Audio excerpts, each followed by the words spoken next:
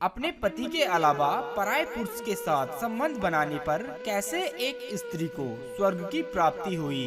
दोस्तों, आज की ये कहानी रामायण से ली गई है, जो कि त्रेता युग से शुरू होती है। जब त्रेता युग में महाराज जनक की पुत्री सीता जी का स्वयंवर हो रहा था। महाराज जनक अपनी पुत्री सीता के स्वयंवर की तैयारियों में लगे हुए थे और दूर दूर के राजाओं के लिए निमंत्रण भेज रहे थे, अर्थात उन्हें स्वयंवर में आने के लिए आमंत्रित कर रहे थे। राजा जनक ने विश्वामित्र को भी स्वयंवर में आने के लिए आमंत्रित किया था। विश्वामित्र के पास जब सीता के स्वयंवर का पत्र पहुंचता है और जब वह उस निमंत्रण पत्र को पढ़ते हैं, तो एक दिन विश्वामित्र भगवान श्री राम और शेषनाग अवतारी लक्ष्मण को अपने पास बुलाते हैं और उनसे कहते हैं कि देखिए बेटा राम, ये जो आमंत्रित पत्र है ये जनकपुरी से आया है, जहाँ पर महाराज जनक की पुत्री सीता का स्वयंवर है और उस स्वयंवर में हमें बुलाने के लिए ये आमंत्रित पत्र यहाँ आया है और तुम दोनों हमारे शिष्य हो, इसलिए आप भी हमारे साथ चलो। प्रिय सज्जनों, गुरुदेव विश्वामित्र जो थे वो भगवान श्री राम और शेष अवतारी लक्ष्मण को अपने साथ लेकर के जनकपुरी की ओर प्रस्थान करते हैं। विश्वामित्र भगवान श्री राम और लक्ष्मण जी को अपने साथ लेकर कब चले, तो प्रिय सज्जनों प्रमाण मिलता है कुआर शुक्ल पक्ष द्वादशी तिथि को उन दोनों भाइयों को अपने साथ लेकर के जनकपुरी की ओर प्रस्थान करते हैं। ये जब चलते हैं तो चलते चलते एक जंगल में जाकर पहुंचते हैं। प्रिय सज्जनों, जब ये जंगल में पहुंचते हैं तो वहाँ पर एक निर्जन वन था, यहाँ तक कि उस वन में कोई पशु पक्षी भी नजर नहीं आ रहे थे और वो वन वीरान उजाड़ सा पड़ा था। दोस्तों, जब भगवान श्री राम ने उसी निर्जन वन में एक स्त्री नुमा पत्थर देखा, उसे देखकर ऐसा प्रतीत हो रहा था कि ये पत्थर ना होकर किसी स्त्री की प्रतिमा हो। जब भगवान श्री राम ने उस पत्थर की स्त्री को देखा तो अपने गुरुदेव विश्वामित्र जी से पूछने लगे कि हे गुरुदेव, ये जो पत्थर की स्त्री हम लोग देख रहे हैं, ये स्त्री कौन है? ये पत्थर की स्त्री देखने में इतनी सुंदर लग रही है और जब ये सजीव रूप में होगी तो कितनी सुंदर लगती होगी। इसलिए हे गुरुदेव, हमें इस बात को बताने की कृपा करें कि ये पत्थर की स्त्री आखिर है तो है कौन और ये पत्थर कैसे बन गई। तभी विश्वामित्र मर्यादा पुरुषोत्तम राम को एक शीशम के वृक्ष पर बिठाकर और वहीं पर लक्ष्मण जी भी उनके पास खड़े हो जाते हैं। तभी गुरु विश्वामित्र भगवान श्री राम को बताने लगते हैं कि हे बेटा राम, इस पत्थर रूपी स्त्री को क्या तुम नहीं जानते हो? ये पत्थर रूपी स्त्री गौतम ऋषि की पत्नी अहिल्या है। तभी भगवान श्री राम ने पूछा कि हे गुरुदेव, यदि ये गौतम ऋषि की पत्नी अहिल्या है तो ये ऋषि की पत्नी पत्थर की शिला कैसे बन गई? तभी गुरु विश्वामित्र जी कहते हैं कि हे बेटा राम, ये बात उस समय की है कि अहिल्या जो थी अपने पति गौतम के साथ इसी वन में कुटिया बनाकर रहती थी। ये अहिल्या बहुत ही सुंदर थी। इनकी सुंदरता के आगे देवलोक की अप्सराओं के रूप भी फीके पड़ जाते थे। इनकी सुंदरता की बड़ाई जितनी भी की जाए वो कम है, क्योंकि ये इतनी ही सुंदर थी। एक बार की बात है, जब देवराज इंद्र ने अहिल्या को देखा तो ऋषि की पत्नी अहिल्या का रूप रंग देखकर देवराज इंद्र उनकी सुंदरता के दीवाने हो गए और वह अपने मन में विचार करने लगे कि मैं इसके साथ किस प्रकार संबंध बनाऊं, इसके साथ हम रजक्रिया कैसे करें, क्योंकि गौतम ऋषि जो हैं वो तो हर समय आश्रम पर ही रहते हैं, अपनी पत्नी अहिल्या को छोड़कर कहीं भी नहीं जाते हैं। लेकिन अहिल्या के साथ छल करने का एक ही समय उचित है, जब गौतम ऋषि सुबह सुबह ब्रह्म मुहूर्त में उठ करके गंगा स्नान करने के लिए जाते हैं। मेरे पास यही मौका है जब गौतम ऋषि सुबह सुबह गंगा स्नान करने के लिए जाएंगे, तभी मैं गौतम ऋषि का भेष धारण करके इस अहिल्या के साथ संबंध बना सकता हूँ। दोस्तों, विश्वामित्र कहते हैं कि हे राम, अहिल्या के साथ शारीरिक संबंध बनाने हेतु इंद्र ने चंद्रदेव को बुलाया और चंद्रमा से कहने लगा कि हे चंद्रदेव, तुम्हें हमारा एक काम करना होगा। तभी चंद्रदेव कहते हैं कि हे इंद्रदेव, निसंकोच बताइए कि तुम्हारा क्या काम है।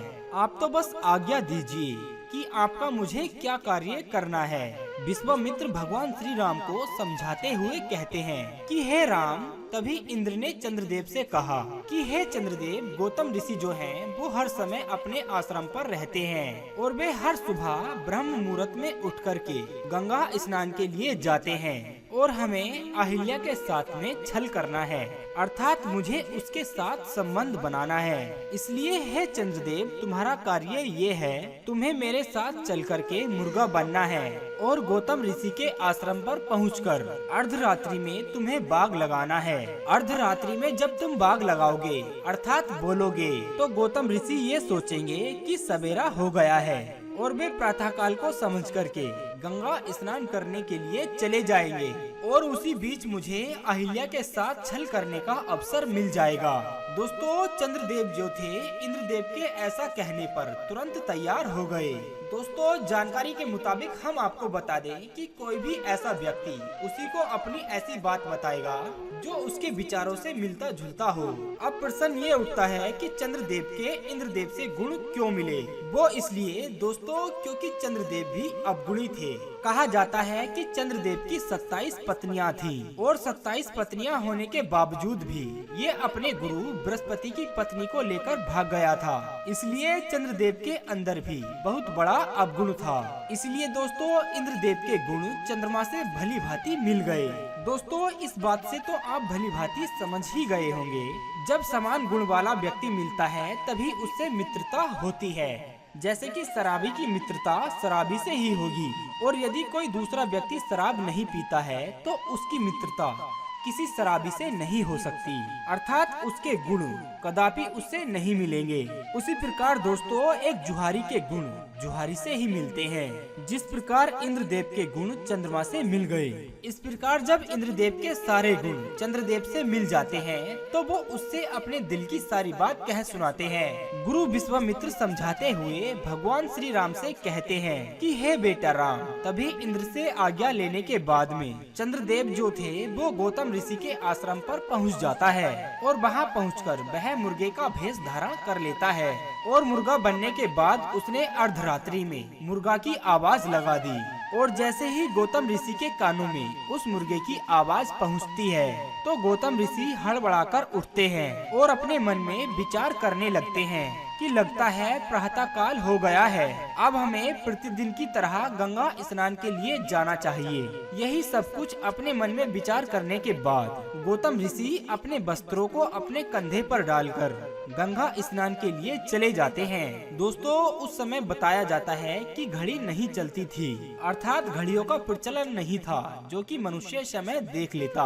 उस समय जैसे ही मुर्गा आवाज देता था तो उस समय के मनुष्य इस बात से अंदाजा लगा लिया करते थे कि लगता है सवेरा हो गया और वे उसी समय जाग जाते थे, क्योंकि मुर्गा भी पहले सुबह सुबह ही बोलता था, रात्रि में नहीं बोलता था। इसलिए जो पहले के लोग थे वो इसी तरह संकेतों से समझ जाते थे कि इतना समय हो गया है।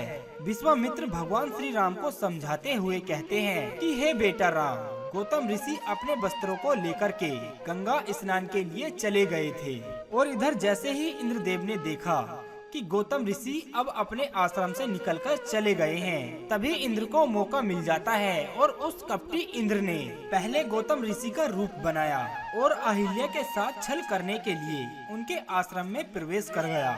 अहिल्या के पास पहुंचकर धोखे से इंद्र ने छल किया और उधर जैसे ही छल किया तो चंद्रमा मुर्गा बना हुआ आश्रम के द्वार पर खड़ा हुआ है और इधर हे बेटा राम, गौतम ऋषि जैसे ही गंगा स्नान के लिए वहां पहुँचे तो गंगा जी में से आवाज आती है कि हे बेटा गौतम, ये समय तुम्हारे स्नान करने का नहीं है। क्या तुम्हें ये भी ज्ञात नहीं है कि अभी अर्धरात्रि का समय है और तुम मेरे जल में अर्धरात्रि के समय स्नान करने के लिए चले आए? तभी गौतम ऋषि कहते हैं कि हे गंगे माता, जैसे ही मुर्गे ने आवाज लगाई तभी मैं उठ करके स्नान करने के लिए वहाँ से चला आया, वैसे में कैसे आता?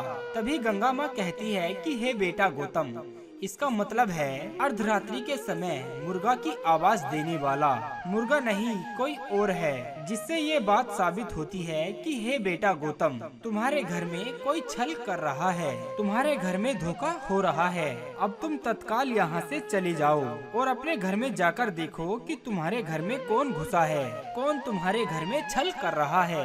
दोस्तों गुरु विश्वामित्र कहते हैं कि हे बेटा राम, तब गौतम ऋषि जो थे वो अपने भीगे हुए वस्त्रों को लेकर और जैसे ही अपने आश्रम पर आते हैं तो वो क्या देखते हैं कि चंद्रमा उनके दरवाजे पर मुर्गा बनकर खड़ा हुआ है। तभी क्रोध में आकर के गौतम ऋषि ने अपने भीगे हुए वस्त्रों को उस चंद्रमा पर दे मारे और तभी उस चंद्रमा में धब्बा बन जाता है। विश्वामित्र कहते हैं कि हे बेटा राम, आज भी उस कपटी चंद्रमा में वो धब्बा मिटा नहीं है। जो चंद्रमा में धब्बा दिखाई देता है वो गौतम ऋषि के द्वारा भीगे हुए वस्त्रों को मारने का है।